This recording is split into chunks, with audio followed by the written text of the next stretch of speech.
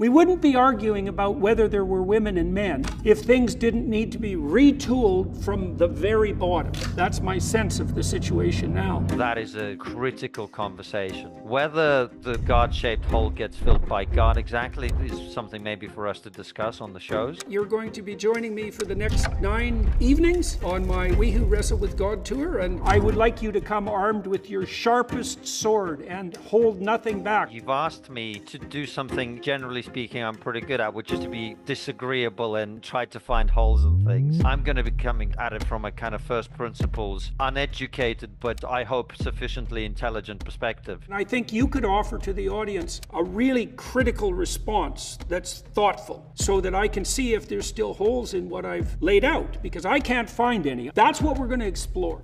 I can't wait.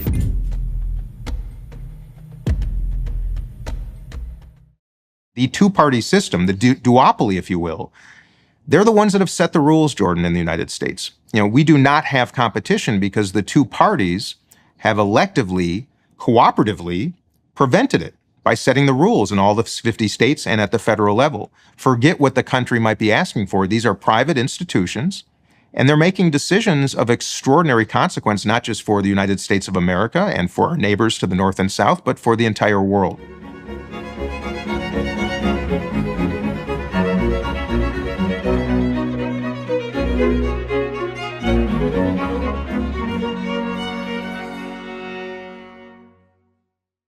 Hello, everybody. I'm talking today with Dean Phillips, an American businessman and congressman who served as the representative of Minnesota's 3rd District since 2019. I met Dean several years ago. I found him a very interesting person. He ran a very singular campaign when he first ran for Congress, one that was very positively inclined, and he struck me as a very intelligent and perspicacious moderate on the Democrat side. And so we've had a fair bit of contact over the years. Recently, and of particular relevance to this podcast, Dean ran for president on the Democrat side. And I was very interested, and he dropped out of that race about a week and a half ago, something like that. And he ran into monolithic opposition, and his campaign was scuttled in a variety of complex manners. And I think the reason for that is of wide general interest. I think he would have been provided a very credible alternative to the aging Biden, should have been highly acceptable to the Democratic elite and public as well, and really got nowhere to speak of in his movings forward. Now, that hasn't hurt him personally because he's a very resilient person and he has many options at his disposal. But what happened to him does speak volumes about the state of political affairs in the U.S. more broadly. And so we delve into that and what his experience signifies for the understanding of the political realm in general in the U.S. and in the West. And also we investigate, too, the comparative pathologies, let's say, of the Democrat and the Republican sides, respectively. So join us for that. Well, Dean, it's been a long time that we've been plotting to get together to talk publicly, and so now we get to do it, and it's going to be, I presume, somewhat of a post-mortem, so to speak. You recently ran for president, and I am very interested to know, I think we should start probably with a description of why you ran, like what you thought the problem was and what you hoped to accomplish, and then we should segue from that into just exactly what happened and what you learned and, you know, how you've changed across that process. I'm very interested in hearing about that. So let's start with what problem you were trying to address or set of problems when you decided to run. Fill people in on your background and your decision. Yeah. Let me go backwards before I go forwards. And most importantly, thank you. I wish our country, U.S., Canada, and the world would have more conversations like this one. You know, Jordan, as you know, my life started differently than most are aware. I lost my father in the Vietnam War. He grew up very poor in Minnesota, could not afford college, so he earned an ROTC scholarship afforded by the federal government to attend law school at the University of Minnesota. Was sent to Vietnam just before I was born and was killed in action in July of 1969, just a few days, in fact, after the U.S. moon landing. And when I was 6 months old when he died, my mother was 24 and widowed. We had nowhere to go, so we lived with my great-grandparents in St. Paul for 3 years. And then, Jordan, I got lucky. My mom met and remarried a wonderful man who adopted me into a great family of business and philanthropic success. A lot of advice. My grandmother was the advice columnist Dear Abby, and my aunt was Ann Landers. And I got lucky. And I share that because as I have this conversation with you, so much of my life was influenced by good fortune and recognizing that I don't think it should take a stroke of good luck or just being born in the right zip code that dictates where one ends up. And that very much illuminated my life. And I had a great business career, building Belvedere Vodka and Talenti Gelato, two wonderful brands. And that brings me to 2016. I was a father of two daughters, Daniela, 18, Pia, 16. I had just opened some coffee shops. I love the idea of hospitality and people gathering. I think people and humanity needs a lot more of that right now. I thought that'd be my next business chapter. But I watched that election night, 2016, and I was deeply disappointed. And for the first time in my life, it wasn't political in nature. It was the character, I thought, of the man who had won, Donald Trump. But I told my family that night, Jordan, as I always would, he was duly elected and we got to give him a chance. But I woke up the next morning and the first thing I heard was my daughter, Pia, who was 16. She was in her bedroom and she was crying. And I sat at the foot of her bed. And mind you, Pia had just overcome Hodgkin's lymphoma a year before. And she's a gay woman. I didn't know that when she was a teenager, but I saw a fear in her eyes, Jordan, that really instantly affected me, indelible. And I sat at the breakfast table that morning with both of my daughters and promised them that I would do something. I had reached that moment in my life where I'd taken a lot for granted. I'd raised my daughters to be participants, not observers. And I felt compelled to do something. And I decided to run for Congress. I share that with you because you asked why I ran for president. Well, it was because we have a crisis of participation. We have a wonderful industry, angertainment, I might call it, of people who make a lot of money and do quite well by creating division, sharing fear. And I want to be a participant in the resolution. I want to be the antidote. And I felt rather than complaining, I should do something. And that's why I ran for Congress. I was the first Democrat to win my district since 1958. Got to Congress. As you know, I joined the Problem Solvers Caucus because there is no mechanism, none in the U.S. Congress, that pushes people together. No mandate, no intention between the speaker and the minority leader to develop an orientation program that forces human beings to get to know each other, to share their life stories. And when I saw Donald Trump essentially now returning to the White House because of Joe Biden's increasingly poor approval numbers and his bad poll numbers, the absence of competition is destructive to democracy. In fact, I would say competition is the vitamin of democracy. And just because we had an incumbent president here in 2024, 86% of the country had determined that he was too old to serve another term. And I thought the least I could do is the same thing I did in 2016, which is to demonstrate with my feet my principles, which was to stand up and go against the grain and actually upset my colleagues, to not wait in line, to not be quiet and shush up and sit down, but just the opposite. And I think we now have too much of a culture, both in North America and increasingly around the world, of people too often being silenced and falling in line when they should be standing up and being loud. And that's what I did, Jordan, and I'm glad I did. It was a long shot. There's almost no chance whatsoever of an insurgent like me defeating an incumbent in a nominating process like we have here in the States. We have a political duopoly, both Democrats and Republicans, that have set the rules to prevent the very competition that I aspire to create. But I got to tell you, it was the most beautiful experience of my life, Jordan. Like any mission of principle, it came with a lot of joy, a lot of pain, but it reinvigorated my love for my country, my affection for human beings.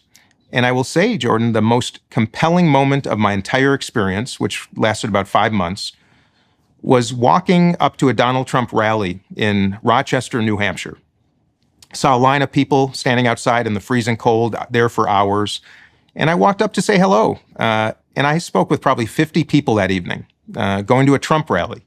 And every one of them, friendly, hospitable, thoughtful, kind. Many of them had voted for Barack Obama. Many of them said that they had been fans of Bernie Sanders. All of them treated me respectfully. I treated them respectfully.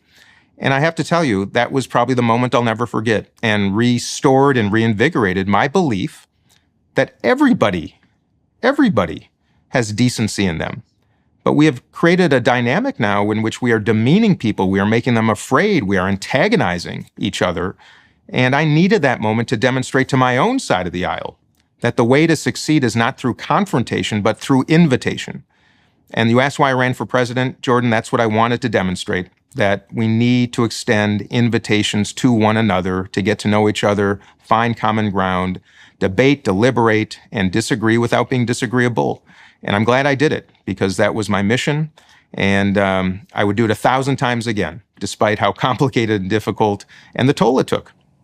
So you stated during your exposition of your reasons for running that you were concerned about the concerns you expressed were fundamentally practical. I don't imagine that exhausts your list of concerns, but the practical concerns were your belief that a better candidate than Trump for president might be found, and combined with the fact that Biden's age has become a concern and his poll numbers reflect some real uncertainty about his viability as a candidate for the next presidency. Were there other shortcomings related to the Biden administration that you felt that you might want to address on the policy side, or did you feel in the main that his administration was proceeding in the right direction, but that, well, we could take apart what you felt was inadequate about the Biden presidency, around his age, let's say? Well, let me start by saying the quiet part out loud, which is to be successful in American politics, one must abide by his or her own party's rules, by the platform. If you get out of line, if you disagree, if you take a position that is the opposite of that of your party, it is not the path to success. And that is why you see the overwhelming majority of members of Congress and elected leaders in the U.S. Knowingly violating their own perspectives and principles in the spirit of self-preservation. And I share that because I think that's an important dynamic for people to be aware of. The overarching issue in this election in the United States is the number of people, Democrats, Republicans, liberals, conservatives, libertarians, independents, all feeling how in the world can the most extraordinary democracy in the world be limited to two candidates like the ones that it looks like we'll be having in November. And that's not opining on what I think of them. I'm just saying what people are saying every single day all around this country. How are we so limited in a democracy that is supposed to be cultivating, nurturing, and promoting options? And I watched on the right a very vibrant GOP nominating contest that continued as of, until last week when Nikki Haley dropped out. But evening debates and town halls and conversation and energy. And I looked on my side of the aisle, Jordan, and we have Joe Biden, who is going to be handed the nomination, a coronation of sorts. So, and my misgivings were about the system.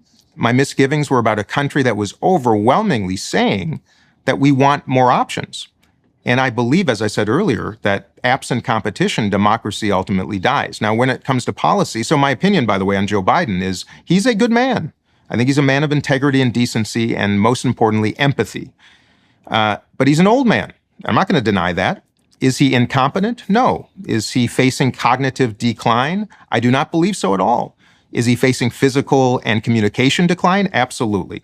But that's what people see. That's why they've concluded that he was too old.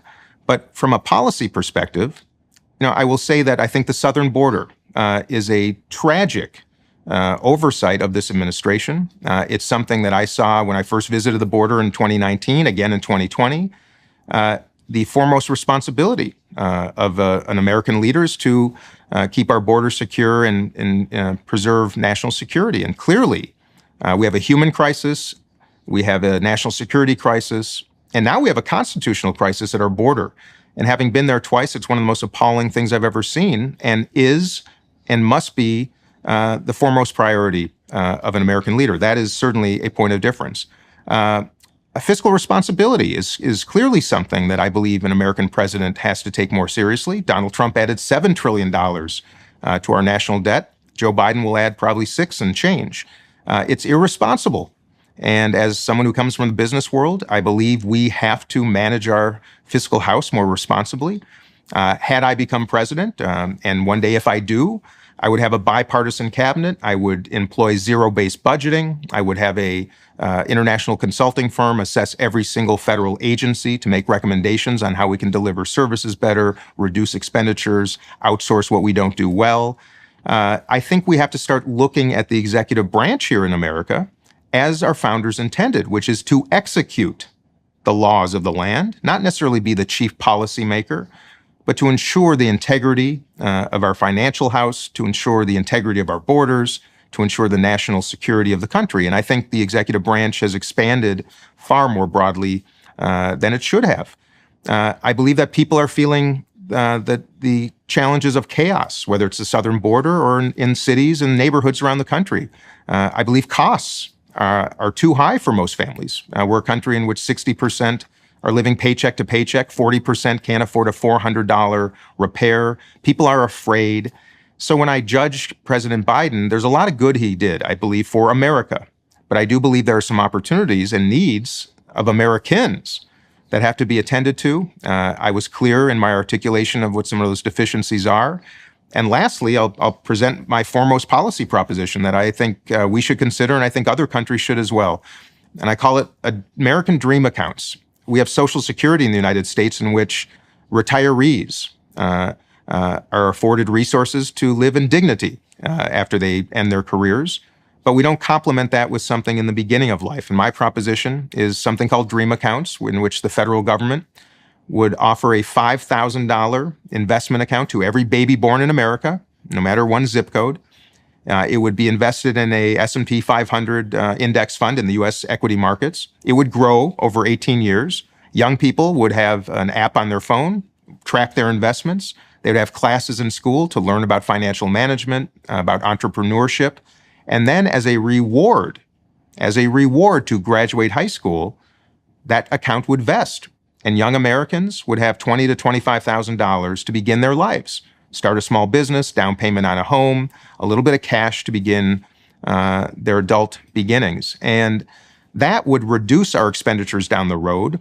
That would solve a lot of the challenges, I believe, in our country.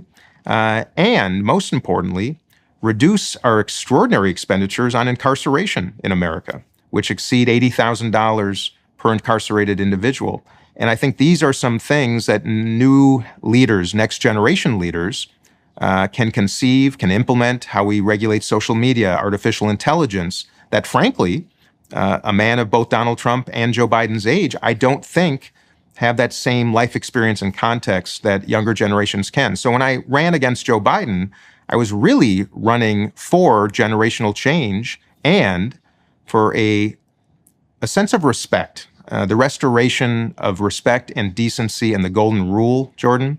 That's what I was running for. It just so happened I was running in a Democratic primary that clearly Democrats didn't have an appetite for, at least not yet.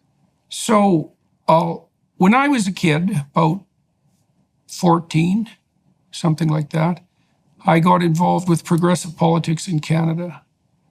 The librarian in my local school was the wife of our local representative provincially, and he was the only left-leaning politician in the entire province of Alberta.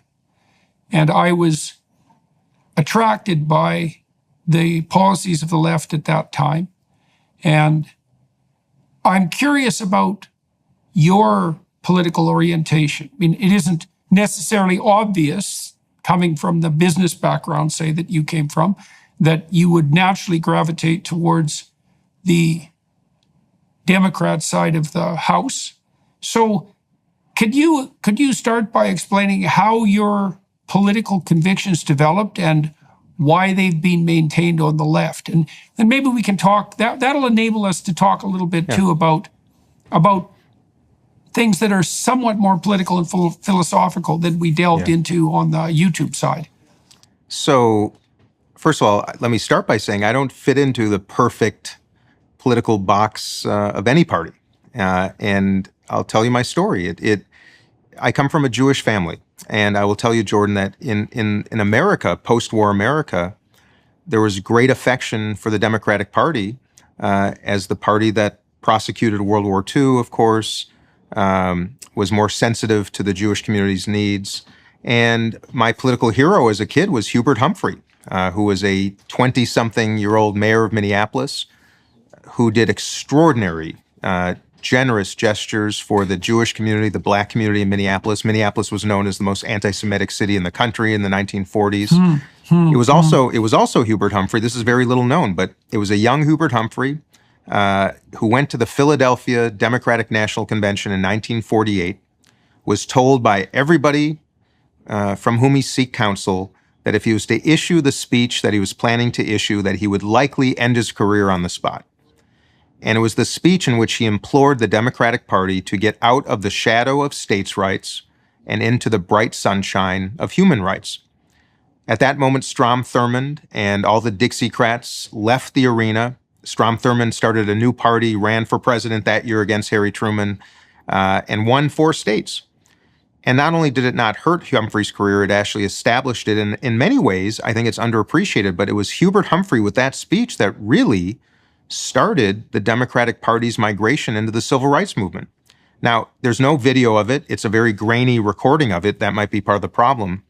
But I also reflect on the same Hubert Humphrey that as vice president in the 1960s, vice president to Lyndon Johnson, felt very opposed to the Vietnam War. But instead of having that same courage and speaking out against it, he walked the company line. He suppressed his principles, and it ultimately cost him the 1968 election. It probably in some way, shape, or form cost my father's life and cost the lives of tens of thousands of other people. And it's that young Humphrey, though, that I really celebrated as a kid because not just because of human rights, but because of courage, to stand up in front of this arena full of people.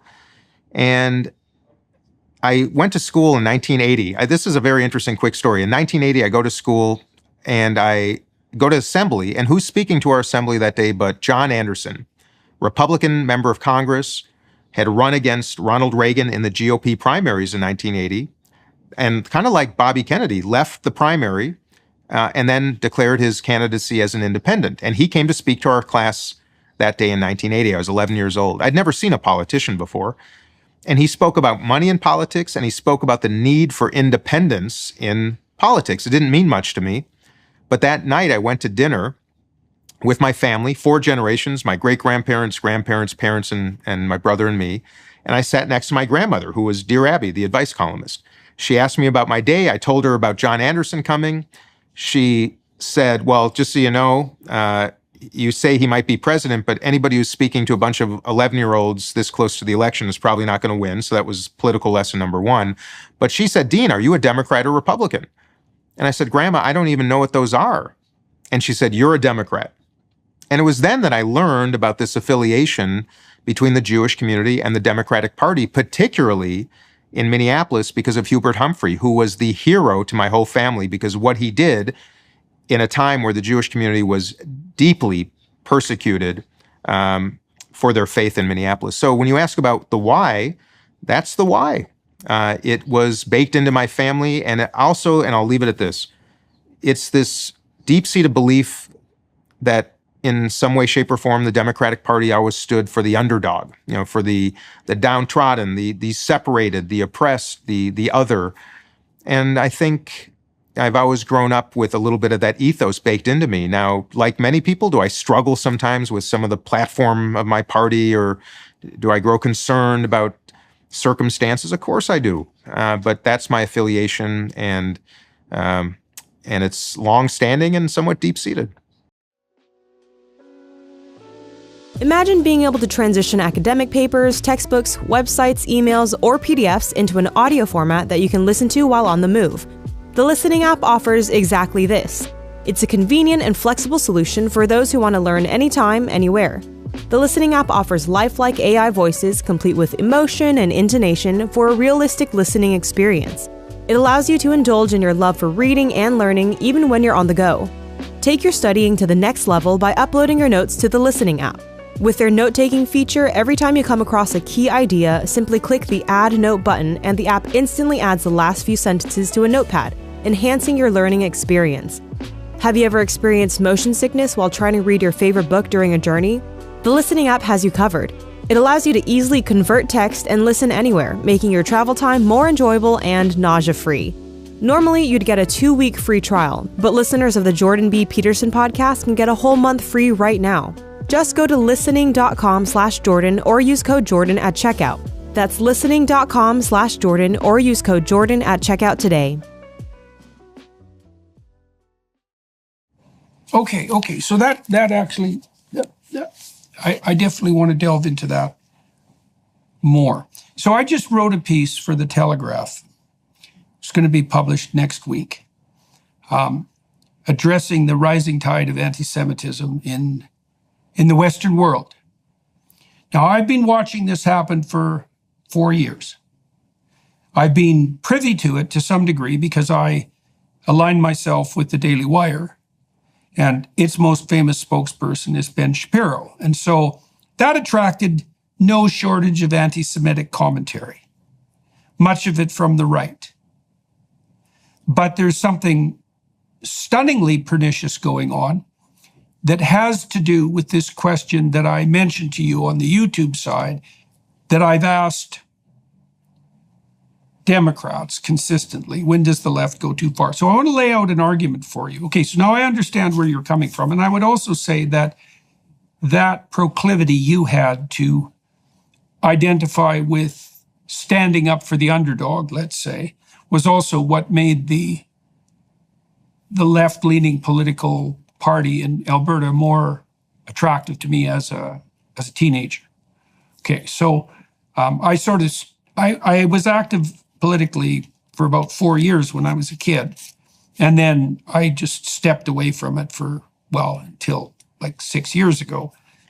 I still obviously don't have an active political career, but in any case, here's the problem. Here's a problem. I want to know what you think about it, because this gets right to the heart of the matter. So my sense is that the left goes too far in the modern world when it talks about equity. And I want to tell you why I think that. Because there's an equation there. Now, and the equation is something like, if we analyze people by the groups they're affiliated with, and we find that there's a group that's overrepresented statistically in positions of authority and arguably power, let's say authority, influence, competence, and power, just to cover the territory quite nicely, then the only possible reason for that overrepresentation is something approximating systemic oppression. Now, that's an equity doctrine in my estimation, and I think that evidence for that is crystal clear. Now, there's a problem. There's many problems with that doctrine. The first problem is the proposition that we should divide people up by groups, because that can be done without end, multiplying the potential dimensions of oppression without end. And that's the danger I see on the postmodern front. But there's something even more pernicious. Because if we're going to play the game of overrepresentation in positions of privilege are indication of systemic bias and oppression, then the Jews are immediately on the firing block.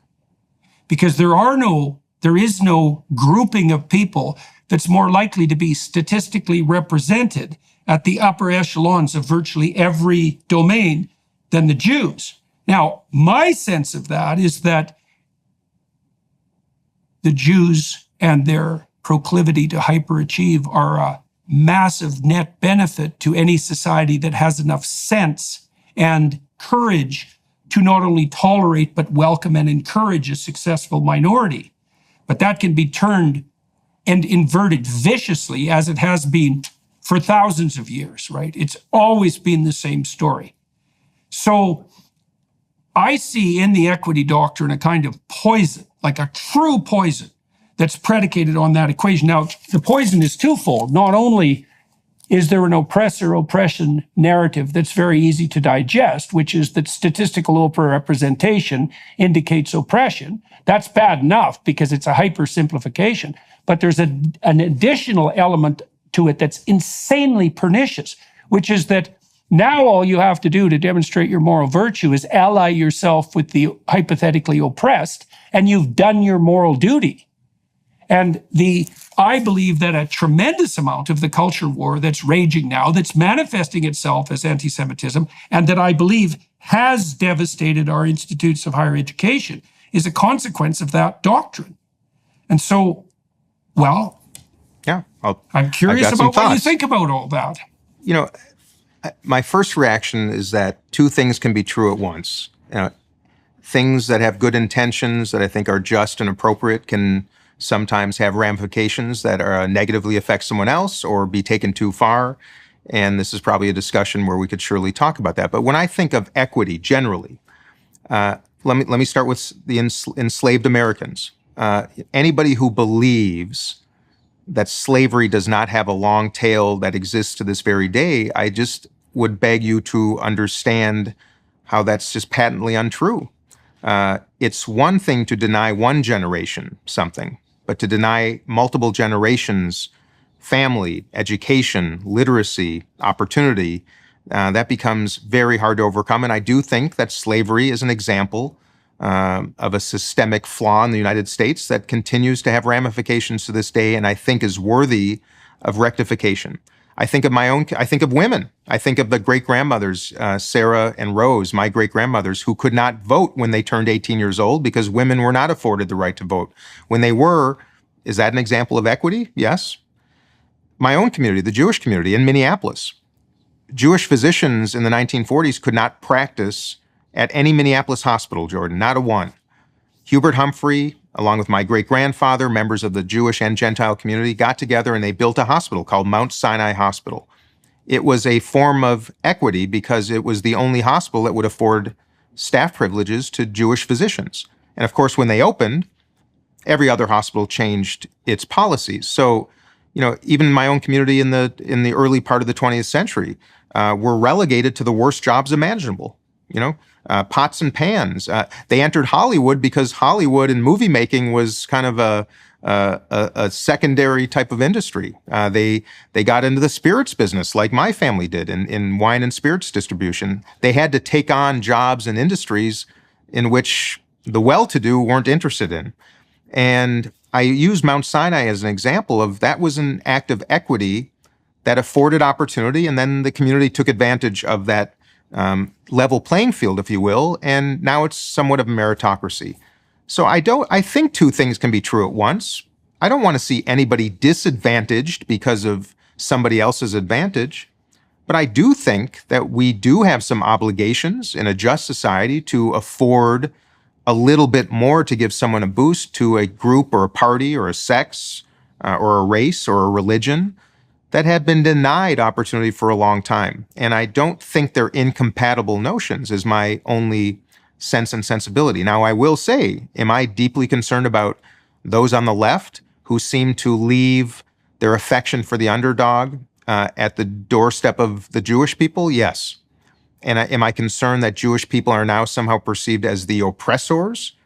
Now, I don't look like someone who might be under persecution or risk or threat, because I'm a white businessman, but the fact of the matter is I and my community are very much so. So I'm concerned. And I think a lot of what you said, I concur with. Other parts of it, this notion that equity has gone too far, I don't know if it's gone too far until we do establish some degree of a level playing field. And I think that is what a just society should pursue. And I think there are still examples where we still have residuals of policy that have kept a lot of people from achieving. And that's why I'm not someone who believes in the redistribution of income or wealth. I do believe in a redistribution of opportunity. That does not necessarily mean away from other people. It simply means incrementally affording it to those who had been denied it for reasons well beyond their control. And that's my perspective, and I think it's a worthy conversation. There's no denying that there's a wide range of difference in access to opportunity. It isn't obvious to me that that can be rectified in any straightforward sense because the dimensions of potential inequality are innumerable. So, for example, it isn't obvious to me at all that if you're poor and young, you're more disadvantaged than someone who's old and rich. And because most people who are old and rich would swap their wealth in a second to be young and poor. Well, wealth is relative. Right. Mm-hmm. Well, this is exactly my point, is that calculating the potential dimensions of oppression this is the transformation that's occurred in the postmodern, what would you call, variation of the underlying Marxism that used to play the inequality game on the economic side, is the dimensions of oppression and inequality have multiplied endlessly. And that's a very bad game, because there is some dimension on which you're an oppressor. You can be absolutely certain of that from the perspective of that game. You know, and you pointed to it yourself. You know, on the minority side, there's your Jewish heritage, but on the oppressor side, well, that's assuming that the Jews are allowed to be a minority, you know, as opposed to an oppressor, and we're way past that. But on the other side, there's the fact that you're white and male. And so, but you can take any given individual and you can find the dimension on which they're an oppressor. And this is what disturbs me profoundly about the equity game. And, you know, you elided two terms, I would say, and I don't understand this exactly, but this is something that I do see characteristic of the Democrats in particular, because there's an insistence on the Democrat side that equity means equality of opportunity. And that's not what it means. It means equality of outcome. And your own vice president, Kamala. Yeah. Well, but that's how she's defined it. I understand. That's what I mean, there may be people who interpret equity the equality of outcomes. Yeah. Then why do we use the word equity? Because look, the only reason that word was introduced into the academic parlance to begin with was to elide the difference between equality of opportunity and equity and equality of outcome. I can't speak for every Democrat. I believe I can speak for most of us in Congress when I say that our aspiration as Democrats is to rectify that imbalance of opportunity, to afford it to more, not being detrimental to those who already have it, but incrementally afford more. It is the equality of opportunity to which we aspire. I do not know many, I'm sure there are some, that would say the objective is the equality of outcome. Almost by definition, that's socialism or communism, which doesn't work. Well, there are certainly plenty of them in academia. I understood. I'm talking, and that I understand. But I am talking about, and this is where the branding, the angertainment, the division, I think is a little bit misportrayed. And I'm not saying that, I'm not speaking for all, but that is indeed my aspiration as a Democrat. I believe most is that the equality of opportunity. Yeah. Okay. Yeah. I agree with you. I believe that's the case. This is one of the things that makes me curious and befuddled by this situation, because it is my experience when I'm talking to Democrats of the moderate stripe that what they're attempting to foster is best conceptualized as the equality of opportunity that's core to the American vision. But that isn't what the radicals on the left are pushing. And for the life of me, I cannot see, and as you know, I worked on the Democrat side for a substantial amount of time, and I've had this discussion for like 10 years. And I still see no movement whatsoever on the Democrat moderate side to understand the threat that the leftist radicals pose to the moderate Democrat mission, even by eliding the difference between equality of outcome and equality of opportunity. And here's one example of that, is that I do believe, and I'm trying to look at this from the perspective of a politically informed psychologist, that part of the reason that Trump is the attractive phenomenon that he is because the moderate Democrats won't draw a line between themselves and the radicals. And this is part of what I pointed to earlier, that's part and parcel of the moderate refusal to define when the left goes too far. Now, you did to some degree, because you said you don't believe in equality of outcome, right? And you said also that most of your peers, particularly your reasonable peers, also don't believe that. And that might even be true of someone like Bernie Sanders, because I saw Sanders become entirely befuddled in an interview not so long ago when he was pushed on the distinction between equity and equality of opportunity. But it's a cardinal danger. And the reason I'm trying to draw this to your attention at the moment is because I do believe that the fruits of that evil seed are making themselves manifest in this spate of anti-Semitism. And my understanding of the persecution of the Jews going back millennia is that the Jews are almost always a successful minority. And there's very complex reasons for that, many of which are cultural. Now, you can attribute that to conspiratorial collusion behind the scenes, and the anti-Semites love to do that, whether they're on the right or the left. But the left has an additional systemic problem with anti-Semitism at the moment, which is their definition of oppression. And oppression is equated to disproportionate representation in positions of privilege. And if that's going to be the definition, then the Jews are first on the firing block. You know, when I think about anti-Semitism and you reflected on cultural traditions, and I realize as a policymaker, a lawmaker, a lot of what I discovered about my own community, the Jewish community, that has created its own opportunities, stem from a belief in family, a fierce protection, the lessons of the Torah, which, any Abrahamic faith, teaching decency, the sharing with one another, and also education. And as a policymaker, that has very much informed me, Jordan, as to how we overcome the persecution that the Jewish people have faced since being enslaved in Egypt and the Holocaust and so many times through history. And then this is going to sound maybe interesting, but I think you'll understand. The fact that at age 13, young Jewish boys and girls have a bar bat mitzvah, at that age, to be forced to appear in front of your community, to have to prepare diligently, to speak in front of them, to make a speech, to read the Torah, to share that on stage, is a very powerful driver of confidence and ambition. And the same way, if you go to high school and you have to make a senior speech, the minute you get in front of your peers and you overcome that fear, it is extraordinarily empowering. And I think a lot of the success of the Jewish community in so many cultures around the world stems from these traditions that very intentionally elevate at a very young age the need for family, education, ambition, study, the things that make for human success, literacy. And I share that because as a policymaker, it is those very opportunities, the equity, as we talk about equity, that's what I wish to share with those who are denied that for no other reason than the fact they weren't born into a family like mine, despite all the persecution and anti-Semitism we faced. To me, those are the solutions, those traditions.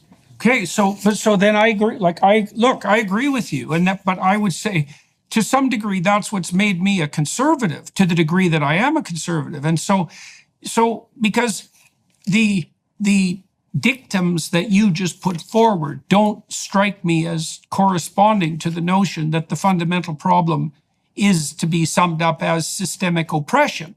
It's deeper than that, and it's deeper than that, and it has something to do with first principles. And the first principles that you laid out, this is what we've been doing with this ARC enterprise in London, right? The Alliance for Responsible Citizenship. We've been trying to turn it into something approximating an international classic liberal and conservative voice. But it is predicated on the idea that communities that are founded on those fundamental principles are much more likely to avail themselves of the opportunities that will lift their members out of poverty and disgrace. And I get it, but it also requires, to me, it still requires it doesn't mean a system of equity, but it certainly in most cases means an act of equity. Because even my community, as I said with my Mount Sinai Hospital story, or redlining, there has to be some type of an effort to at least escape the past and build a little bit of a platform, raise the platform. Absent that, I'm afraid, Jordan, that so many communities that we might be talking about won't even have the chance to practice in a meritocracy. Look, I think there's little doubt about that. Here, I just talked to this gentleman named Rob Henderson. Henderson's a very interesting character because he grew up in a series of foster homes in a very fractionated family community. And his background was sort of working class like mine, but mine different from his because every single person I knew, all the adults I knew were married and in stable relationships. All of them.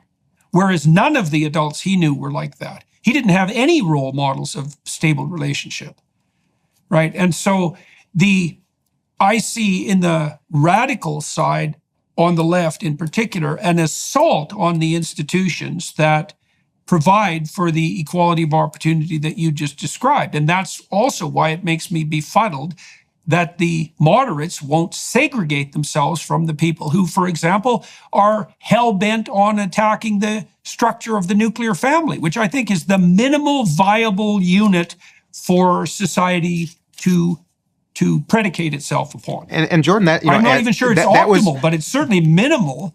That act of equity about which I spoke moments ago, for me, was the blessing of being adopted. Who knows how my life would have worked out after losing a dad? You pointed it. That's right. You pointed it out right at the beginning of our conversation. So in a way, I think we could be saying the same things. And I feel to some degree a responsibility now because I was afforded something that so many. I'm probably the most fortunate Gold Star child of the whole Vietnam era. I can't imagine any kid that lost a dad in Vietnam got as lucky as I did. And that's why I feel such a distinct need to afford that single act of equity, in this case being adopted, a little boost. I think in a way, what this conversation and those that we should be having millions more of can actually find some common ground, because you're right. There are elements of conservatism and tradition that I have to be perpetuated if we stand any chance of success. But I would also argue from more the left perspective, there also has to be some intention to at least bring people to that stage. And there's a there. And I think it's worthy of a more in-depth conversation. Are you or someone you know fighting the battle against cancer? For the last 25 years, Invita Medical Centers have been pioneering personalized, cutting-edge treatment programs for patients all over the world. Invita has been the leader for patients looking for advanced immunotherapy and genetically targeted therapies, all while focusing on fewer side effects and better patient outcomes. As a global leader in oncology care, Invita is committed to healthcare freedom for all.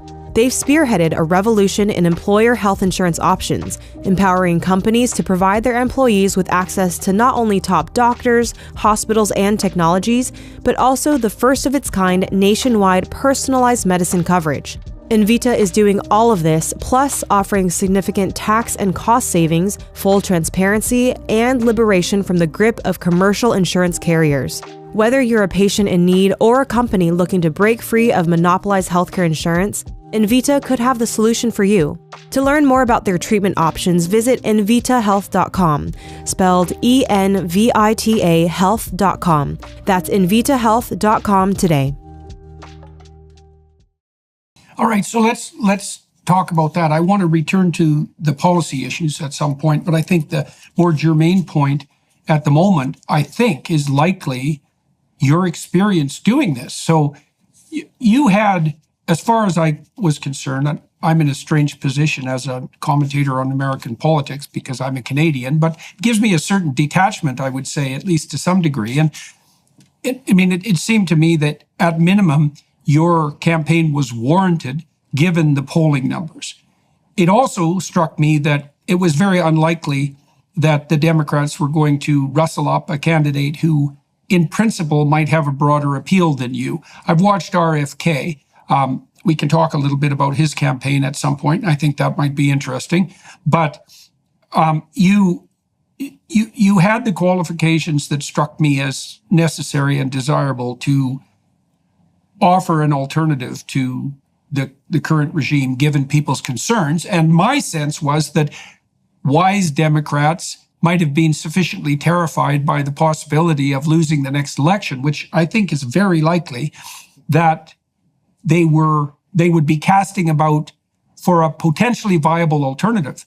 Maybe even because Biden is sufficiently elderly so that his viability is limited in an extreme sense, and that you might want to have someone around as an alternative if the worst happens.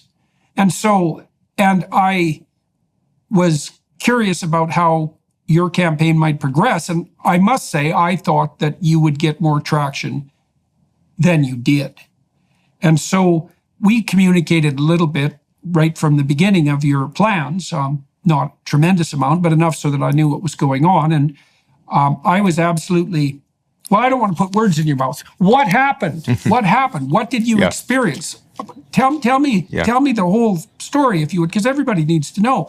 What happened to you in relationship to your colleagues? And what happened to you on the legal and practical fronts? And what happened to you in relationship to the media, which might be the most germane question?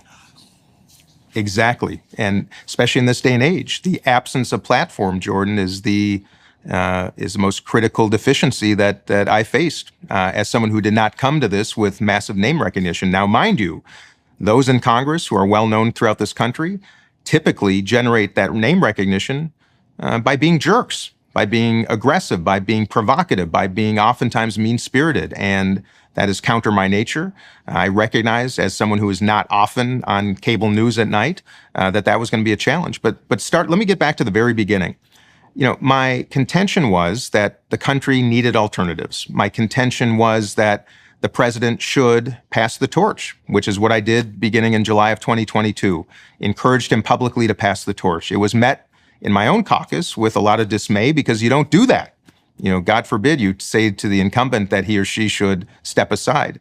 Needless to say, he did not. Then I started a public and private initiative to encourage others to participate.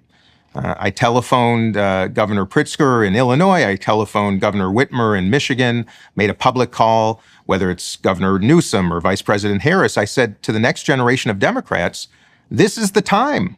The polls are bad. The approval numbers are bad. The country's saying they want choices. So let's meet the moment. I never intended nor anticipated that I would have to do it. But in the absence of anybody willing to forego their future, perhaps, and meet the national moment, I was so upset, so disappointed that ultimately, in the absence of anybody else doing it, Jordan, 2 weeks before the New Hampshire filing deadline in mid-October, I decided to do it myself. Steve Schmidt had me on his podcast. We had quite a conversation. He recalled how in 2020, he believed that Joe Biden is the only one that could defeat Donald Trump. He felt in 2024 that I was that person. And we did work together for a handful of weeks to initiate my campaign, went up to New Hampshire. As you might know, it was an unusual year in New Hampshire because the Democratic Party had taken away New Hampshire's first-in-the-nation primary status and handed it to South Carolina. And that offered an opportunity because Joe Biden was on the ballot. And we thought if we could perform well there, not unlike another not well-known Minnesota Democrat in 1968, Eugene McCarthy, it was he who challenged President Johnson at that time and actually inspired him to leave the race by generating almost 45% of the vote that year. And that was somewhat of our strategy. What I did not anticipate was a party that was so intent on preventing competition, and I did not anticipate a media ecosystem that was somehow aligned with that deplatforming, if you will. And of course, for a campaign that was not well resourced, for one that could not attract Democratic experienced operatives because they would be blackballed if they worked for an insurgents campaign, the cards were stacked against us. But that didn't preclude at least the effort. But you asked the question of what was most consequential. The two parties, and I'm going to say this because it's really important, it is not just the Democratic Party, the two-party system, the duopoly, if you will, they're the ones that have set the rules, Jordan, in the United States. We do not have competition because the two parties have electively, cooperatively prevented it by setting the rules in all the 50 states and at the federal level.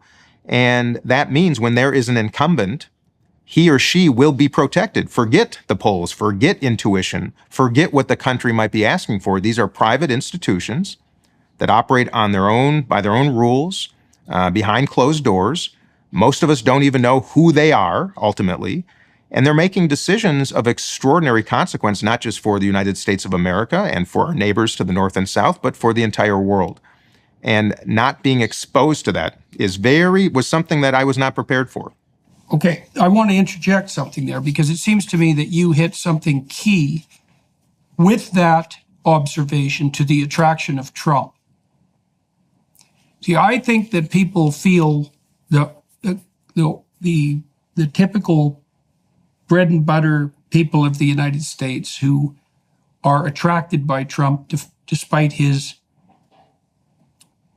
bull in a china shop way, let's say, are attracted to him to some degree precisely for that reason. And they do feel in their bones what you just described. And they're willing to take a risk on someone who has that bull in the china shop nature. And this is also true of RFK, by the way, because I think he is quite similar on the Democrat side as Trump was on the Republican side. I mean, RFK in some ways is he's more sophisticated in his public presentation, and he has a more intellectual mien, but he has there's real similarities in temperament and approach. And I believe that people are attracted to Trump because they believe he will rampage around to some unpredictable degree and potentially break that domination of behind-the-scenes actors that you just described. Now, I infer from what you said today and from some of the conversations we've had before that the degree to which you encountered monolithic opposition was actually rather surprising to you, not merely from your colleagues. Now, you pointed to the fact that there are systemic reasons for that, which we should delve into, and also talk about the behind-the-scenes actors, but also because of the collusion of the legacy media with those actors. Now, that's certainly something that people on the more conservative side, or I would say classic liberal now, side of the spectrum have been pointing to for like 5 years. It's like, what the hell is going on here? The journalists have lined up with the powers that be, and any objection whatsoever to whatever the plan seems to be has now become verboten. That's why there's such relief, for example, with regard to Musk and his purchase of Twitter, and which the platform on which he reinstated me, precisely for standing up against, because I had been eliminated from that platform precisely for objecting to, certain phenomena that went against the behind-the-scenes narrative. So you were struck by, so let's take this apart, first of all. There's a mystery here, right? Because what you tried to do was to point out very clearly, and correct me if I get any of this wrong, you tried to point out to your colleagues that they were in real danger of losing what it was that they were hypothetically aiming for, which was maintenance of the presidency. And then you looked to find people who were likely leaders, perhaps in a position better than yours, given more name brand recognition, and none of them would do it. So you decided that you would go ahead with it. And what you found on the Democrat side was, and you said that may have also been something that would characterize the Republican Party. So we don't have to make a partisan accusation here, but the reality you ran into was monolithic opposition to your campaign that extended to the point where you actually had a hard time finding Democrats who would work for you because they were afraid for the viability of their political careers in the future. Is that all accurate? That is so accurate. In fact, Jordan, you could play the same story in 2020. If a Republican had challenged Donald Trump, he or she could have done so under the same terms I challenged Joe Biden, which is he's probably going to lose. And shouldn't we have an alternative that might actually win? But imagine if someone had done that, they would have encountered the exact same impediments and barriers that I did. And I want to speak to it because you're a better commentator on the human condition than I, but we both know that we operate with reward systems and incentives. In Congress, there is no incentive to go against your party when it comes to these decisions because it will impede your path to either maintaining your seat or to ascending to higher office. Despite the fact that behind the scenes, Jordan, my Republican colleagues during the Trump years almost universally despised him privately, and then when the cameras are on, totally different perspective. Same thing with Joe Biden. Behind the scenes, people were utterly afraid of his standing, of their concern that he's going to lose, that we need an alternative. But then the cameras came on and it would be a very different story. It really bothered me to see the same disease affecting the entire Congress. But the incentives make sense. There is no incentive to be bold or to get out of line or to offer an alternative because it will, almost by definition, end your career. Now, it's the same issue with the media. Let's say you're a journalist and you rely on a leak from the White House, on information from the White House, access to talent that the White House provides to your Sunday show or your evening cable program. If you go against them, if you disappoint them, if you object to them, or you say something or do something they don't like, they can always then go to CNN. They can go to another outlet. So we tiptoe through these minefields, if you will, of navigating the human condition. And that's where we find ourselves politically. It's where the media finds itself, because the incentives are perfectly aligned with the two parties' mandates and objectives. And they are misaligned with the overwhelming majority of center-right and center-left Americans. And I want to be really clear to people listening and watching. I have no animus towards anyone who supports Donald Trump, as long as you're a person of decency and principle and integrity. I do have animus towards Donald Trump. It's both personal, it's collective, but I want to separate the man from people the same way I would ask that people who do not support Joe Biden would also separate voters for Joe Biden from the man himself. And I want to have these conversations to also reflect on the fact that this is about individuals.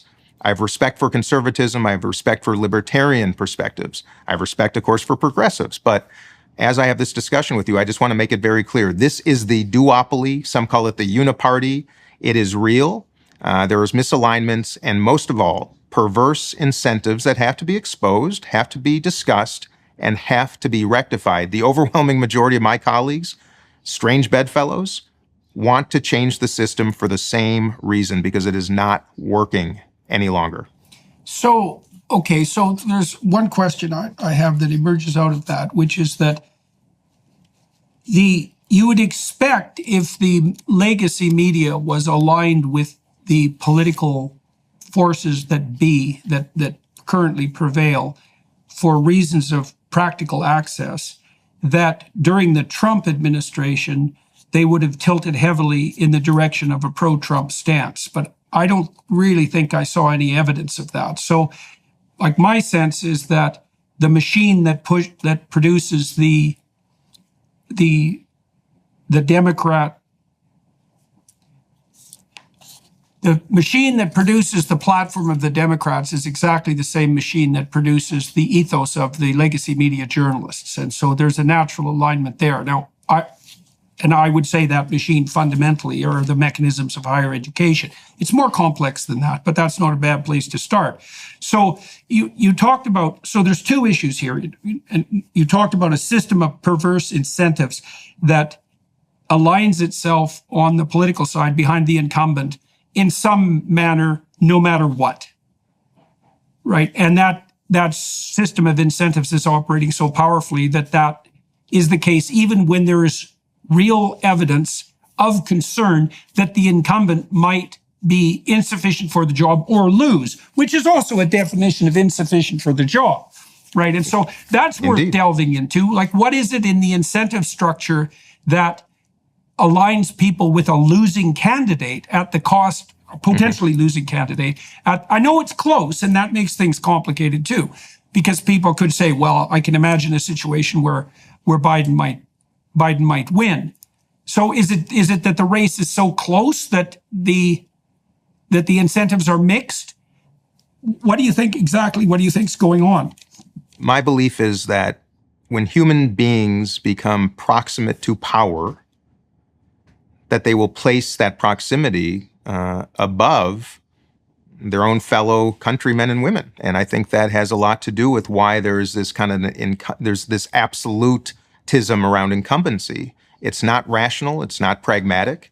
But once people are close to positions of power, they want to protect it because their careers, their proximity, their futures are tied up in that person. That's why we see people sticking around in our Senate, in our Congress, on the Supreme Court, in the White House, in my estimation, for much longer than they should, because they are surrounded by sycophants, by people who are far more focused on their own personal futures and preservation of power, influence, access, than they put on the country itself. And I think that is, again, part of the human condition. And that needs to be at least exposed, because that's the only thing, if you ask me, that can explain why we have so many people who are otherwise quite rational and quite pragmatic that somehow dismiss those attributes when it comes to political elections. And it makes very little sense to me, because numbers don't lie. Numbers don't lie. And I would argue that either party that would have broken, if you will, this logjam, either the Republicans with Trump or the Democrats with Biden, if one had turned to a next generation, able, competent, prepared leader, I think it would have made all the difference in the world. But the absence of even that consideration, to me, is the only indicator you need to recognize who really controls the strings and what their real mandate is, which is not necessarily, I think, in the country's best interest, rather in individuals' best interest. And that's exactly the problem in the Congress and in so many other elements of American politics and, frankly, in most countries.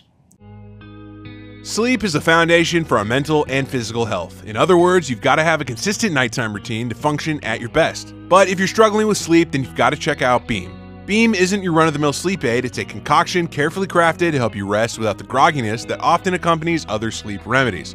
A bunch of us here at the Daily Wire count on Beam's Dream Powder to knock us out and sleep better through the night so we can show up ready for work the next day. Just mix Beam Dream into hot water or milk, stir or froth, and then enjoy before bedtime. Then wake up feeling refreshed without the next day grogginess caused by other sleep products. Dream contains a powerful all-natural blend of reishi, magnesium, L-theanine, apigenin, and melatonin to help you fall asleep, stay asleep, and wake up refreshed. And with it now being available in delicious flavors like cinnamon cocoa, chocolate peanut butter, and mint chip, better sleep has never tasted better. And today, listeners of this show can get a special discount on Beam's Dream Powder.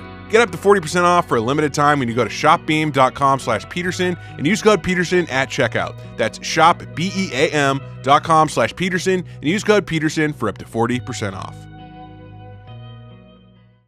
Well, if there is a continual conflict between short-term personal interest and very, very long-term communal interest, let's say, it's very likely that in any given battle, the short-term interest is going to win because the incremental cost to the long-term battle is low and the incremental cost to the person is high. Okay, so that's a problem. And maybe it's also the case, and I say this again as an observer of your country from the outside, is that you Americans have been split 50-50 on the voting front for multiple elections now at the federal level. And so you can understand that it's always plausible that the incumbent could win. And so that also mitigates against the utility of launching a more radical or daring, let's say, offense of the sort that you did. Now, so let's. But can I get? I want to get back to one thing quick before we move on, though, Jordan, because I think it's worth comparing Canada and the U.S. right now. Canada has fundamentally two. Even though in a parliamentary system, you fundamentally have two major parties. And of course, the CBC is kind of somewhat of the standard. In the United States, something changed from the time I was a young man to now at age 55. And before we move on from legacy media, there is something changed fundamentally when people recognize how much money there was to be made by separating, by making this almost a sport, by making it entertainment, by the fact that we essentially have 3 cable networks dedicated to politics. Even in the sports world, there was only one ESPN, but politics was crafted to become a competitive sport, and it divided this country in such a remarkable fashion. I would argue that even, and you can opine on this, of course, as a Canadian, but in Canada, that gap, if you will, between left and right is, I would argue, narrower than it has become in the United States. I don't know if it's necessarily true, but it's positioned that way. And media has played a substantial role in having us believe that the other side is dangerous, that we should be afraid, that we have no common ground, that we do not share values anymore. And that is, to me, the most challenging circumstance we face in overcoming, because the fact of the matter is I do not believe that to be true. I do believe what we're being fed, what we're digesting, what we're being offered has so shifted this narrative into a competition rather than celebrating ideas, debate, deliberation, and even conversation like we're having right now. And I just want to make sure that people understand how media has taken advantage of us. And I do believe, as you say, the legacy media. And it has impacted this country in extraordinarily negative fashions. When I say legacy, I'm talking about cable, because I grew up in an era where Walter Cronkite told us the way it was. We had 3 channels. They all basically said the same thing. And then over the water cooler at the office, people would have their debate and deliberation using the same facts. Now we can't even discern what is fact, what is fiction.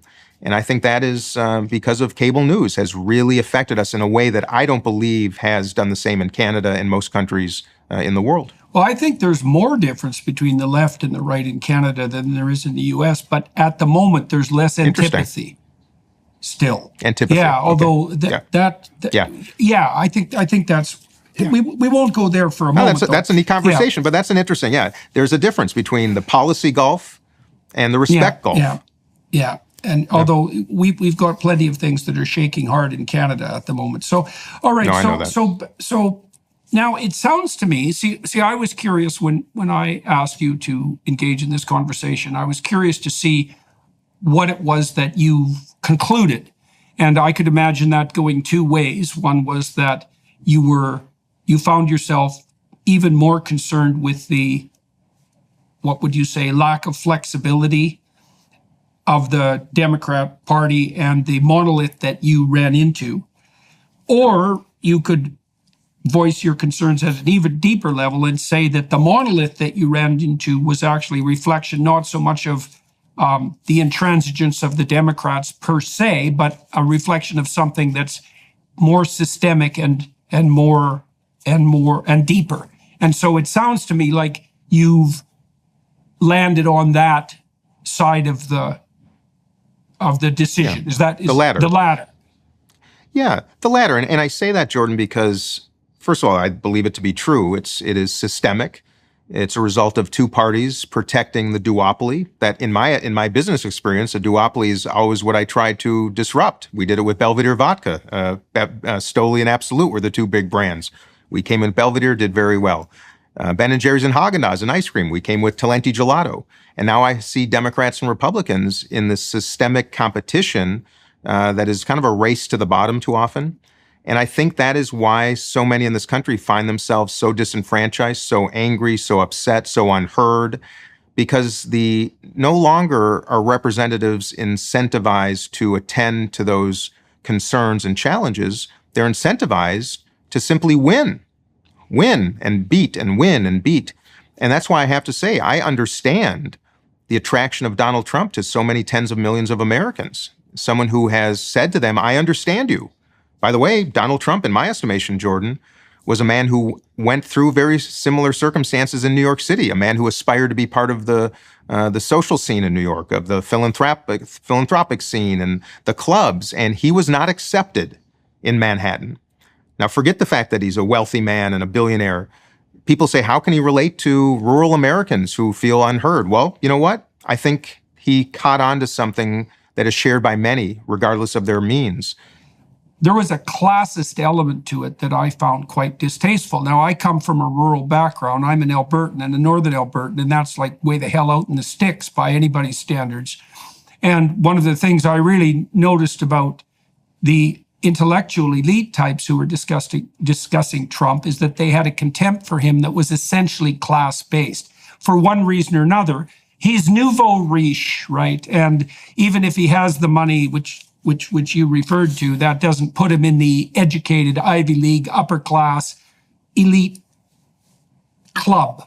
And that's also a club that many Americans aren't going to aspire to. And part of the reason they also appreciate Trump is that the typical striving working class person who might dream, for example, of having his or her own business can imagine being rich like Trump, but can't necessarily imagine being Ivy League like the New York elite. And so there is a fundamental dimension of alliance there that's quite obvious, I believe. And Trump plays, whether that's real or not, and I think it is real, at least to some degree, Trump is extraordinarily good at that direct communication that makes people feel that they're being listened to. And he also doesn't hide behind his speechwriters.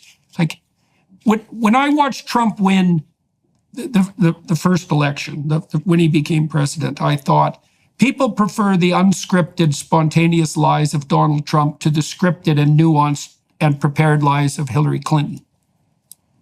That's what it looked like to me. And I thought there was something to that because he had the daring and the audacity to be spontaneous.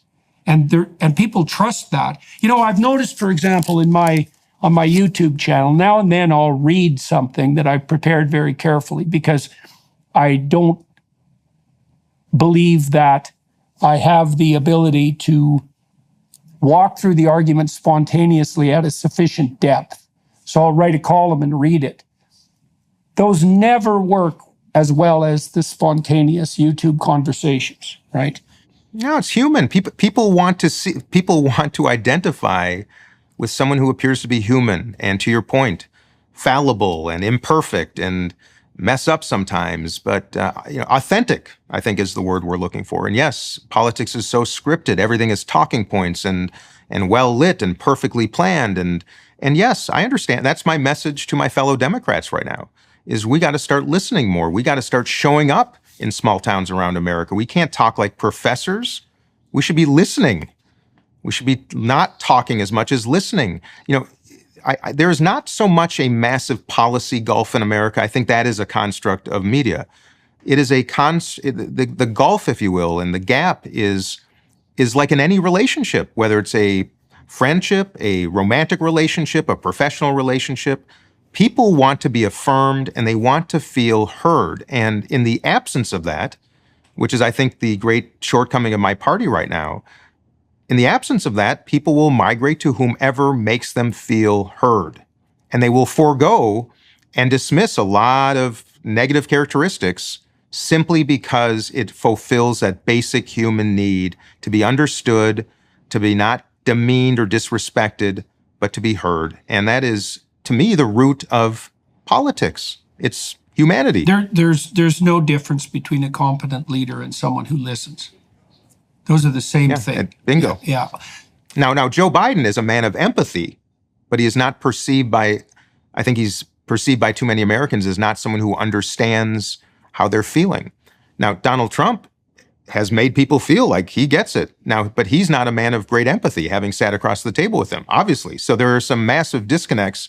In fact, when I say not a man of great empathy, a man of almost zero empathy. But the power of making people feel like they're heard is the most magnificent tool in any politician's kit, and he's doing it better. And that's my message to the president and to my fellow Democrats, that we have a lot of work to do, and it's the easiest work one can do, making someone feel heard and appreciated and understood. Can you contrast the experience you had in relationship to the legacy media and the experience you had at the hands of you were on a number of podcasts that you got some traction online, although very little in the legacy media. What did you see as the difference? And do you think that your explanation that the legacy media broadcasters that could have focused on your campaign failed to do so because they were concerned about foregoing their access, do you think that's a sufficient explanation for the degree to which you were locked out of the show?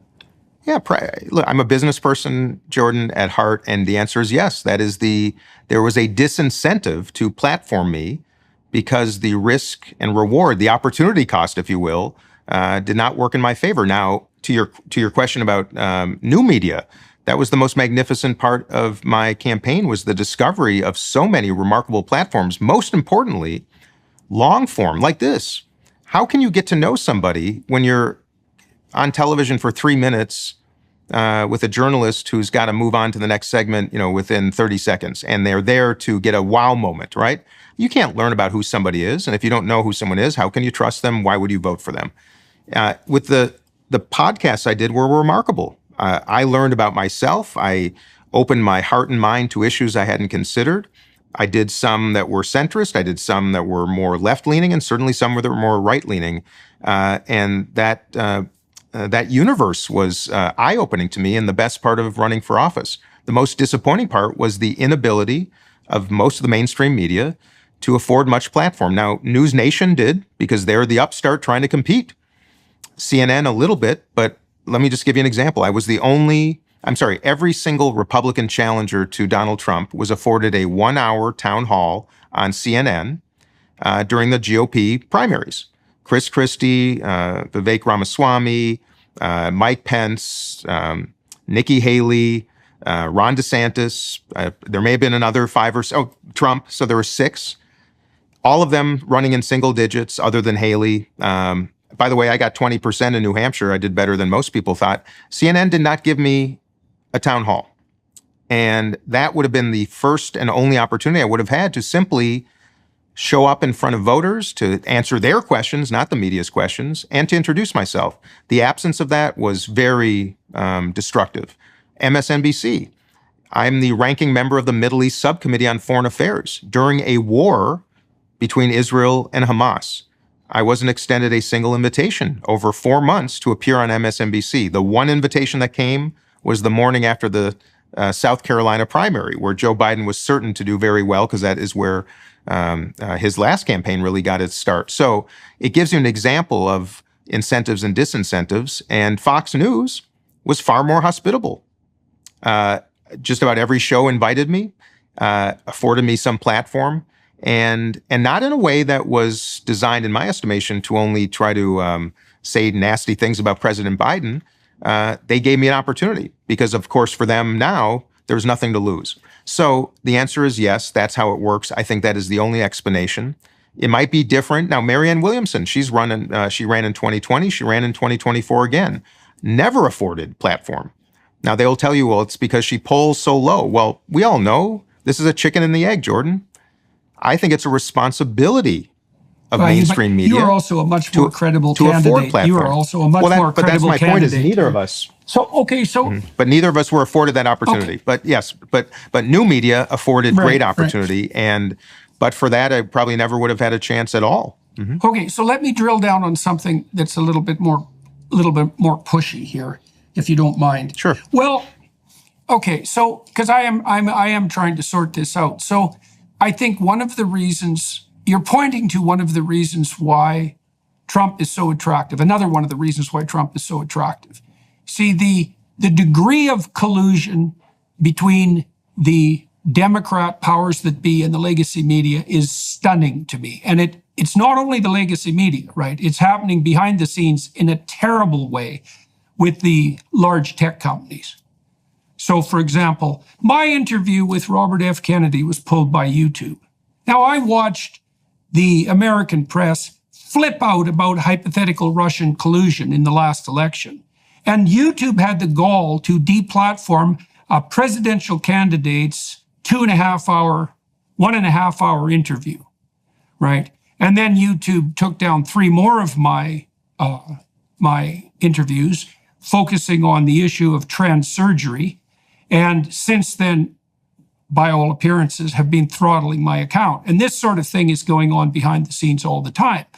And it does seem to me that it's going on behind the scenes a lot more on the legacy media / Democrat side than it is going on in the legacy media / Republican side, because the legacy media is overwhelmingly left-leaning. And I don't mean classic liberal left-leaning. And I also don't mean that about the universities, because they were once classical liberal left-leaning rather than conservative or libertarian conservative, or conservative or libertarian right-wing. But so I also think that part of the reason that the impetus toward Trump is so powerful is because people feel that operation, not only of the monolith, which stopped you from moving forward, but an increasingly secret monolith that operates behind the scenes. Now, we've seen exactly how that works in recent weeks, too, in a manner that, to me, is shocking beyond comprehension. And that was Google's release of Gemini, which was especially on the image generating side, which, do you know that not only did they train their AI system on a corpus of knowledge that leans left substantively, but they retooled the prompts that their users offered when they were generating images and other queries. They technically re-engineered the questions so that the presumptions of the DEI squad would be interjected into the questions themselves, which meant that Google was conspiring not only to mess with the ideas that people had, but with the facts themselves that were offered for their apprehension. And it's the feeling of that sort of thing happening. And I can't help but see that collusion taking place more at the moment, more on the side of the left. Now, that could flip in a moment and might, and it'll be hell to pay for the left when that happens. But that's, so I'm willing to, I understand your concern for the structural inadequacies and the perverse incentives that made the emergence of a monolith against you more likely. But it seems to me that there's something else going on here that is more characteristic of the Democrat side of the argument that is also deadly and dangerous enough so that the probability that the presidency is going to be delivered into the hands of Donald Trump is very, very high. So that's a rough question. And so I'm curious about what you think about I don't know that. if I heard I don't know if I heard a question. Well, First of all, I'll confess to you that I don't know, and I'll be forthright. I don't know the answer. I don't know what I don't know. In fact, maybe that's called humility in the old days. I don't know how it works. I'm a member of Congress. Everybody watching, listening would imagine I should know everything about how it works. Well, the fact of the matter is I do not. What I do believe is that the legacy media about which you speak should be intentionally offering perspectives on both sides of a subject. I would love to see, Jordan, a weekly national show that would have a Republican and Democrat debate an issue of the day to demonstrate, to model. I don't know what's working behind the scenes. I don't know, without the evidence, I would never share that why I was deplatformed or not included. I've surely tracked what you've just shared about censorship and deplatforming. I don't know if that's actually happening. I don't know if what happens on the right.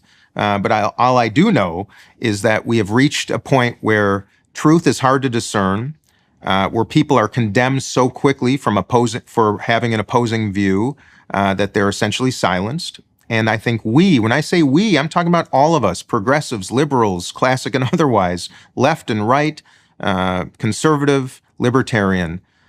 We need a platform by which we can have these conversations. Some of them are tough. I have different perspectives on a lot of things than you and you from me. But I am disappointed in any media that will not intentionally and with vigor promote and offer platform to opposing views. And that is why I'm deeply, deeply concerned, period. And by the way, I think that is I shouldn't say that. The right has offered more invitations, I would say, than the left. Now, I think that's also pragmatic because they want someone to be provocative, but I do think the same circumstance appears on both. We tune in to what feeds our own need for affirmation, and I think that's dangerous. And I think that's why I'm grateful to be speaking with you right now. I think we need more of this. We need to do it in a thoughtful manner. I'd like to dive into tough subjects too, because that's what makes all of us better. And I do not see any platform, left or right, offering that opportunity right now at a time where I think we need it more than ever.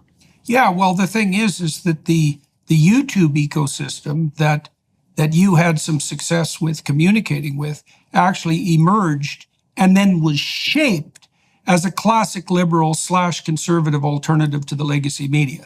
And I mean emerged and was shaped. I mean both of those very specifically. It emerged because none of that was happening in the legacy media. And then it was shaped because commentators, we'll take Joe Rogan, for example, who were not only left-leaning, but clearly progressive, were tilted hard in the conservative / libertarian direction as a consequence of their experiences attempting to engage in straightforward conversation. And that's happened to virtually all the podcasters that I know. And so, because they encountered the same monolith that you encountered. And like this YouTube example, let's dive into this. This is a very unpleasant topic as well, but we might as well hit some unpleasant topics. So a number of my videos were taken down. Now, YouTube had left me alone for years, which I was quite stunned by. They would slap on warnings now and then when I dared to discuss such things as climate change. But by and large, they left me alone, and I didn't have a lot of evidence that there were any shenanigans behind the scenes. But that changed when I started to question the trans narrative, and that's something that I'm very actually irate about in a very fundamental manner. Not least because, yes, I want to hear, and I'd love to engage in this. I'd love to hear your take, and I'd like to share mine. My take is that the surgical butchers and their enablers have been sterilizing and mutilating children with the aiding and abetting of the progressives and the medical community. And I know that this isn't an opinion as far as I'm concerned. I knew perfectly well in 2016, when I objected to Canada's Bill C-16 that mandated pronoun use, I told the bloody Senate that if they went forward with that legislation, that they would cause a psychogenic epidemic of sexual confusion among young women. And that's exactly what's happened. And that has been extended to the point where not only is there an epidemic of sexual confusion, and the reason it's young women is because young women have been for 350 years the group prone to that kind of psychogenic epidemic. The clinical evidence for that is crystal clear. You saw that with cutting, and you saw it with anorexia, and you saw it with bulimia and multiple personality disorder and Freudian hysteria, et cetera, et cetera. That the clinical evidence is absolutely clear. And that extended to the point where the treatment being offered to these confused young women was surgical and sterilizing. And I knew the data that suggested that that was all well and good because they were at risk of suicide was utter nonsense and pathological lies. And of course, that's been revealed in the last 6 months as European country after European country has desisted from the gender-affirming care path as they've been forced to recognize that the evidence that supports that pathway is not only lacking, but opposite. And England yesterday, the UK, announced that they would ban so-called puberty blockers for use with minors. You know, and you could be sure they did that in the face of substantial opposition. Well, I'll tell you, that's one mob you don't want to go up against. That's for sure. And so is it your contention that so in this case you believe government policy has actually created sexual confusion amongst young people? I don't believe it. I know for sure that's not just sexual confusion, such that something approximating 25%, particularly of young women, which were not the trans individuals to begin with, because that was all men before this psychogenic epidemic emerged, such that 25% of young women are now confused in their most fundamental orientation and questioning the most fundamental element of their identity. Now, if one is 18, so I'm just so I can clarify. Do you believe that as long as one is the age of majority and can make an adult decision, do you oppose them making that decision at a certain age, or is it just below that age that you take exception? Because that's I would say now, given what's happened, that I believe the right thing for our society to do is to stop gender transformation surgery at any age, because. Oh, period. Well, okay. Look, let me tell you why I believe that. I mean, my general attitude is that people can go to hell in a handbasket in whatever way they see fit once they're adults. And I really mean that, because I would rather allow for even pathological variance in individual expression than have a heavy-handed government making those sorts of decisions, because I think that's even more dangerous. It's not like people can't go off the rails with extraordinary intent, but that's not the point. But we wandered down the sex transformation road starting in the early 1960s, and here we are. And so I think that as a phenomena, it's revealed itself as so pathologically dangerous that it's not a pathway that we should walk down. So now I'd be willing to have a discussion about that, because I think the issue of consent as an adult is relevant, but that doesn't mean that as an adult you can just consent to any old medical procedure. You know, there are people who are now requesting double genitalia, for example, or what would they call that the Ken doll look, where there's no genitalia at all. And, you know, at some point I'm starting to think maybe the surgeons who are profiting by exploiting such, I would say, pathology need to be stopped in their tracks, because at some point it becomes not surgery at all, but a form of barbarism. And I think we're well past that point. Anyways, to make this more concrete, a number of the videos that were taken down on my channel were videos, let's say, that involved Helen Joyce, for example, who's a perfectly credible commentator, who's worked for The Economist forever, who's a mainstream journalist, whose analysis of this situation is spot on, and who's very intelligent. And now, the reason I'm making something of this is because the worst experiences I've had on the censorship side have always 100% without exception come from the progressive left. And one of the things that's appalled me in my discussions with the left in general, and I've talked to dozens of congressmen and senators, and I think it is a reflection of this monolith that you described, is that I haven't been able to get a single Democrat ever to answer a straightforward question. And this included RFK, which is, on what subject? When does the left go too far? Well, that's a hard question to answer. Well, I don't think And it's hard. maybe it's like pornography. You kind of know it when you see it. I think it is like that. I think it is like that to some degree. It is like that to some degree. And it's also harder to identify. Because I could frame it the same way the other way, too. You know, Jordan, when has the right gone too far? And I think it happens. And by the way, nationalism. And that's the line. Yeah. And I think this conversation is provocative in a way that I love. You know, it gets back to this: who are they? Who is the right? Who is the left? Where is this? Where's that coming from? How is that articulated? Who is the defining characteristic of the right and left? Who's making these decisions? I don't quite know anymore. I do want to say this, just so everybody's aware. My personal philosophy is, I've never walked in your shoes. You've never walked in mine. I've never walked in the shoes of a black man, an Asian woman. I've never walked in the shoes of a trans person, of a gay man or woman. I'll never know that. And I've always felt that if it doesn't hurt your neighbor, doesn't hurt anybody else, even if it hurts yourself, that you should be free in a society like both here in the U.S. and Canada. One should be able to do what they wish when they've reached an age where we believe, at least as a society, that they can make those decisions.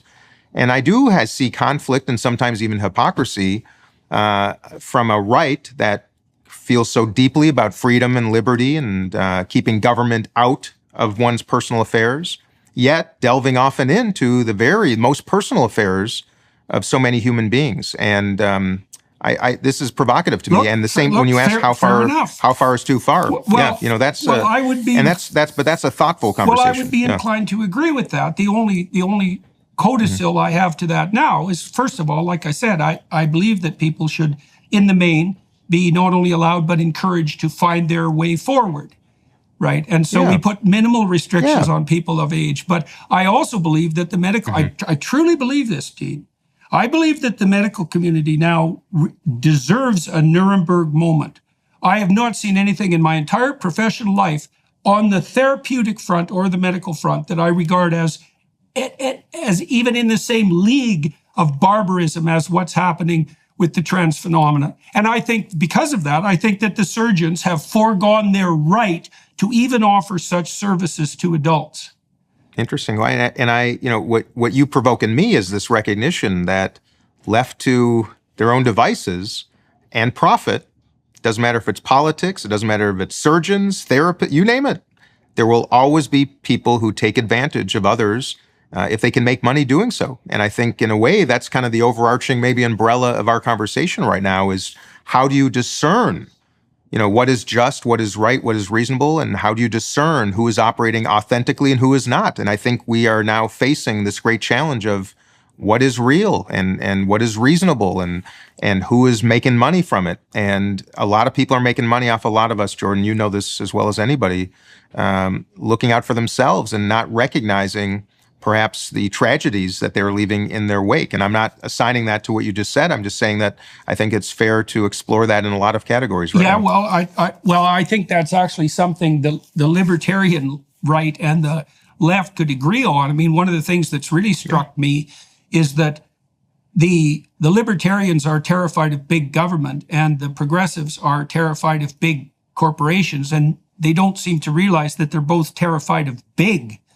And there is something very terrifying about organizations that get large enough so that they can engage in regulatory capture. And we're seeing that happen at an unforeseen scale, especially with regard, I would say, to the tech companies. And I'd probably put Google like foremost on that list. No, and I see, and you know me. I see this we've had this conversation about how money buys access and buys influence and it buys policy and it buys ownership in politics as it does in any industry. And I'm, as the only one, as you know, who doesn't accept PAC money or lobbyist money and member money and doesn't have a leadership PAC, I'm one of the very few that hasn't been subject to that. I don't even get invited to the dinners where they hand you the checks, let alone have those conversations. And that's how this system works. By the way, that goes back to my contention. It's not a Democratic thing, a Republican thing. This is a systemic thing that, though big, whether it's big money, whether it's big industry, whether it's just big mobilization, of course, big wins in Washington, period. And therein lies the great struggle, I think, in democracy right now, is how do you give voice to a minority that deserves and needs to be heard? And it's not always the same minority. It's categorical. Well, so this is probably exacerbated by a more recent phenomena. So if we're thinking about this at the most general level of analysis, one of the consequences of the virtualization of the world is that the arena for gigantism has expanded substantially, right? So because we're all interconnected, so there's a high proclivity for the winner to take all, right? That's the famous Pareto conundrum, is that it's always a minority of people that control the majority of the money. It's also a minority of people who do most of the productive work. And what that means is that the larger the playing field, the number of players doesn't increase, but the size of the players increases as the playing field increases. And so one of the unintended consequences of the technological revolution and the virtualization of society could well be that the size of the giants has perhaps geometrically increased. And that's very unlikely to slow down. Like, it isn't even obvious to me at the moment that the key players on the international stage are necessarily nations anymore. They are to some degree. No, individuals. Well, right, exactly. Individuals. Exactly. Elon Musk has not just more capital than imaginable, but because of the acquisition of X, the extraordinary reach that it was unimaginable even just a decade ago. And the fact that we have individuals with the resources to actually send spaceships to the moon. We are no longer living in just a nation state dynamic. We are going to, this is like James Bond kind of stuff, you know very well. And how do you, and that will be increasingly, I think, one of the great challenges of the 21st and then 22nd century is the individual versus the state. Absolutely. Because of technology and access. It's the land of the kings again. And so, I don't mind really the fact that individuals are capable of generating for themselves that much influence. What I'm concerned about is when that influence turns into regulatory power. And so, for a long time, I would say I regarded Google as a force for good, especially when they still had their motto, don't be evil, which they dropped about 5 years ago, coincidentally. But once that reach turns into the capacity to use that reach to further that reach, then things start to go astray. And it's not obvious what can be done about that on the political front. Competition. I can tell you our conversation started and probably will end with my singular contention. The absence of competition is destructive to just about anything that we consider to be important. And that is true whether it is in big tech, that is true in politics. We are increasingly actually diminishing the ability to compete. Now, you would argue that in the new era with technology and podcasts and platforms and in the palm of your hand, that is actually the great equalizer. But in a strange way, it has actually further concentrated power in ways that I think are very, very destructive. And we should be promoting competition. We should be promoting it in industry. We should be promoting it in tech. We should be promoting it in politics. It makes things better. It provides better value, improves quality, and most of all, allows human beings to make better choices. But the absence of it is going to be terribly destructive. That is true in media. That's true this whole conversation. Competition, ideas. The fact is we don't have a market in this great day and age with so many platforms available to inspire and promote and nurture a competition of ideas. We have less of it now than ever. There may not be a debate in the 2024 presidential election, Jordan. It's preposterous. We're not having, the left and right are not debate. In Congress, we do not debate. We have these performances that we call hearings. We are not debating. We are not promoting competition of ideas or industry, and therein lies the greatest challenge we face. And it is completely fixable, except for the fact that those of great power, of wealth, and connection will continuously have the ears and the levers of the politicians. And I would also go back to campaign finance reform, because I do believe that could be the linchpin in changing this dynamic and changing the reward system, because it doesn't happen on its own. It doesn't happen on its own. We all have to plant the seeds and water the plants, and then only then can we harvest. So thank you, Jordan, for the opportunity to share a conversation. Very good to talk to you. And so for everybody watching and listening, thank you very much for your time and attention. You know, most of you, that I'll continue this conversation with Dean Phillips on the Daily Wire Plus side. In any case, thank you very much for your time and attention, everyone, to the film crew here in Akron, Ohio. That's where I am today, for facilitating this. That's much appreciated. And for the Daily Wire Plus people who make this possible, that's also valuable and much appreciated. Thanks, Dean. It was very good talking to you. Thank you, Jordan. Be well.